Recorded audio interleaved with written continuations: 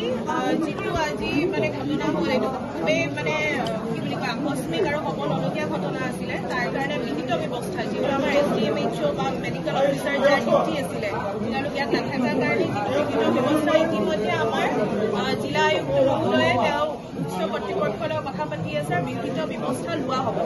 আৰু কাইলৈ ৰাতিপুৱা জিলা আয়ুক্ত মহোদয় আহিব, ছাৰে কৈছে তেওঁ আহিব।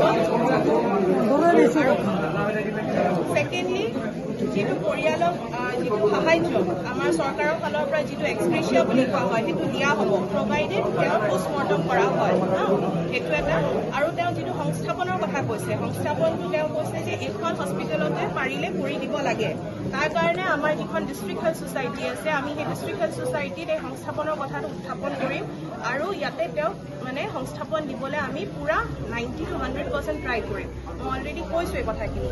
এতিয়া কথাটো হ'ল যিহেতু বাইদেউৰ এটা মানে হাজবেণ্ডৰ এতিয়া ঢুকালে, এইটো খুবেই মানে বেয়া লগা ঘটনা এটা।